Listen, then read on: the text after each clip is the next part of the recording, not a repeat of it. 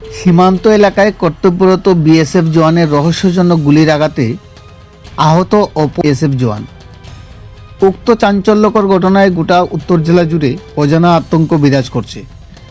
জানা গেছে 22শে ডিসেম্বর গভীর রাত্রিতে গুলিবিদ্ধ এক বিএসএফ জওয়ানকে নিয়ে আসে ধর্মনগর জেলা হাসপাতালে। গুলিবিদ্ধ আহত জওয়ানের নাম বিপিন কুমার।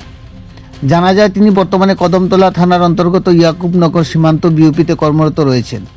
ধর্মনগর জেলা হাসপাতাল কর্তৃপক্ষ জানায় 22শে ডিসেম্বর রাত্রি আনুমানিক 12টা 17 মিনিট নাগাদ কনস্টেবল বিপিন কুমারকে রক্তাক্ত অবস্থায় ধর্মনগর জেলা হাসপাতালে নিয়ে আসে এর সহকর্মীরা।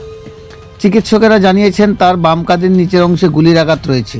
প্রাথমিক চিকিৎসার পর রাত্রিতেই আহত বিএসএফ জওয়ানকে উন্নত চিকিৎসার জন্য পাঠিয়ে দেওয়া হয় আগরতলা জিবি হাসপাতালে।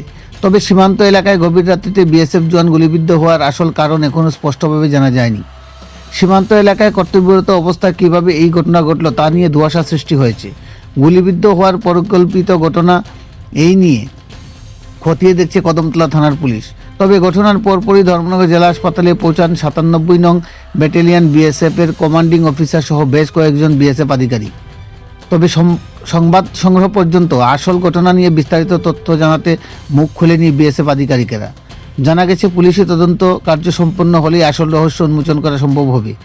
ধর্মনগর থেকে নিজস্ব প্রতিনিধি রিপোর্ট, শ্যামলী ত্রিপুরা। আচ্ছা, আজকে একটা পেশেন্ট বিপিন কুমার 35 বছর, মেল, বিএসএফ 97 ব্যাটালিয়নে আছে, আইসিএমআরসি ডিপার্টমেন্টে with fire history of firearm ইঞ্জুরিটা হয়েছে লেফট সোলজার এরিয়াতে। আমরা 2টা এন্ট্রির মতো উন্ড পাইছি এবং বা 2টা বার হয়ে গেছে এরকমও উন্ড পাইছি। প্রথমত পেশেন্টের কন্ডিশনটা খুবই ক্রিটিক্যাল আছে। আমরা প্রাইমারি ম্যানেজমেন্ট করার পরে এখন পেশেন্ট মোটামুটি স্টেবল আছে।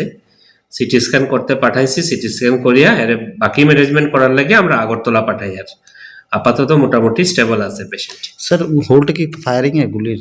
মোস্ট প্রবলি ফায়ারিং এর, এটা 2টা এন্ট্রি যাবো, এটা গুলির এন্ট্রি।